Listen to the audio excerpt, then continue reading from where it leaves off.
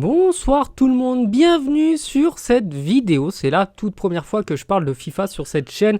Mais là, c'était trop pour moi, je suis obligé de le faire.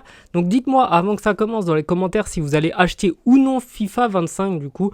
Ou si comme moi, vous allez vous dire que de toute manière c'est qu'une mise à jour du précédent et que c'est pas forcément nécessaire de l'acheter. Bref, aujourd'hui, enfin plutôt hier soir, on a eu la grosse info, ce sont les notes des joueurs du Paris Saint-Germain. Et si vous êtes là, c'est que comme moi, vous trouvez que c'est sûrement scandaleux, parce que les notes, pour moi, ne représentent absolument pas la réalité du jeu. Et dans FIFA, depuis plusieurs années, on le savait, mais c'est plus la réputation du joueur que son niveau qui fait que vous avez une note plus ou moins élevée. C'est d'ailleurs pour ça qu'on retrouve encore une fois Lionel Messi et Cristiano Ronaldo à plus de 85 dans le jeu, alors qu'ils sont quand même, on va pas se mentir, très proches de la retraite. Là, dans FIFA 25, c'est le Paris Saint-Germain qui est victime malheureusement du fait que les joueurs ne soient pas des superstars, et les notes sont vraiment grotesques quasiment pour tous les joueurs. Donc je vais revenir joueur par joueur sur les notes qu'il y a, et très brièvement, je vous donnerai mon avis sur est-ce que le joueur mérite plus ou moins. Enfin bref, bienvenue. Donc le meilleur joueur de cette équipe du Paris Saint-Germain cette année, c'est Donnarumma avec 89 de général. Donc bon, moi j'aurais donné peut-être un petit peu moins, j'aurais donné plutôt 88 parce que Donnarumma au pied, il est vraiment pas terrible et c'est une qualité pourtant qui est essentielle pour un gardien de but. Donc là, on va dire qu'il lui met 89 parce que c'est le gardien de l'Italie, c'est le gardien du PSG et c'est vrai, il fait quand même partie des 5-10 meilleurs gardiens du monde. Ensuite, Marquinhos à 87, là c'est pareil, ça bouge pas. Marquinhos, c'est véritablement un des piliers de l'équipe du Brésil, c'est le pilier de l'équipe du Paris Saint-Germain.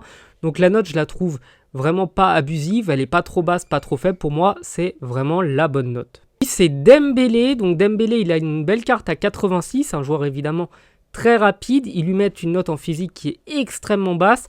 Et moi, ce qui m'embête un petit peu sur sa note, c'est vraiment la précision des tirs. Pour moi, 75, c'est beaucoup trop élevé pour Dembélé. Dembélé, il doit être plutôt aux alentours de 30. Parce que Dembélé, devant le but, vous avez une chance sur 10 qu'il la mette. Donc, toutes les autres qualités, il les a évidemment. La qualité de passe, je pense qu'elle est trop faible. Mais 86 reste une note correcte. Idem pour Vitinha, je pense que 85 c'est pas trop mal, mais Vitinha, honnêtement, j'aurais peut-être mis un 86, peut-être 86, peut-être pas 87 quand même, mais au minimum 86, parce que pour moi le joueur, il a vraiment des qualités qu'on retrouve très peu, c'est vraiment un joueur d'une grande qualité technique, donc bon, c'est vraiment pas terrible. Ensuite, Hakimi à 84, pour moi, c'est la bonne note. Il aurait peut-être mérité 85. On a donc Hernandez à 83. Là, pareil, je pense que Hernandez, j'aurais mis plutôt 85 parce que c'est un excellent défenseur. Idem pour Nuno Mendes, qui a une note qui est pour moi trop basse, 83. Non, c'est pas assez élevé. Nuno Mendes, c'est littéralement le meilleur joueur du monde, je pense. À ce poste-là, il aurait mérité au moins 86, voire même 87. Puis vient le tour de Fabian Ruiz. Donc Fabian Ruiz qui nous fait un Euro exceptionnel, qui est le meilleur joueur de l'Espagne, qui se retrouve à 82, c'est un scandale absolu, il doit être au moins à 85 parce que ça a été encore une fois le meilleur joueur de l'Espagne dans cet Euro. C'est un joueur qui a pris un énorme niveau en assez peu de temps, qui a beaucoup progressé, donc pour moi il doit être beaucoup plus haut que ça. Puis vient le tour de Kolo Muani à 82, là pour moi c'est carrément le contraire, Kolo Muani est beaucoup trop haut par rapport à la réalité. Pour moi il doit être à 79 ou 80 même. Il était vraiment pas très en forme l'an dernier, donc pour moi sa note elle est trop haute. Par contre Asensio c'est le contraire, Asensio il doit être à minimum 83 parce que c'est un excellent attaquant.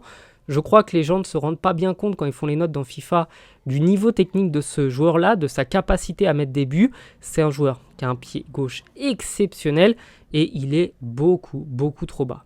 Puis vient le tour de Kimpembe à 81. Là, je ne sais pas sur quoi il se base parce que le joueur, le pauvre, ça fait 2 ans qu'on ne l'a pas revu sur les terrains. Il devrait être en dessous des 80, 77, 78 parce qu'on ne peut pas juger un joueur qu'on ne voit plus et on ne peut pas le laisser aussi haut. Même si j'appelle pas ça très haut, il a quand même vachement baissé. Mais on ne peut pas le laisser à un tel niveau alors que le joueur ne joue plus. Puis gros scandale au milieu de terrain avec Ugarte qui a une carte à 81. C'est du grand n'importe quoi. Ugarte doit être au moins à 83, 84. C'est un peu comme Vitinha, un excellent milieu de terrain. Je peux vous assurer que si Ugarte jouait à Manchester City, il serait à 85. S'il jouait au Real, il serait à 86. Mais là, Ugarte joue au PSG, on le met à 81. C'est vraiment pas logique. De même que Skriniar, qui lui aussi, comme Kimpembe, a une note beaucoup trop haute. Il devrait être à 78 parce que c'est vraiment pas le top du top en termes de défenseur. Ensuite, Barcola à 80. Alors là, c'est le gros scandale de cette vidéo. Un joueur qui a vraiment de quoi devenir un des meilleurs du monde. Il devrait être au minimum à 84. C'est un super joueur. Il y a Danilo Pereira à 80 comme Zahir Emery. Moi, je dirais plutôt que Danilo devrait être à 82, Zahir Emery devrait être à 84-85 parce que vraiment, le 85 doit être la note des excellents joueurs. Et Zahir Emery fait partie de cette catégorie-là des excellents joueurs. Ensuite, c'est Ramos qui n'a que 79. C'est encore trop bas, il devrait être à 81.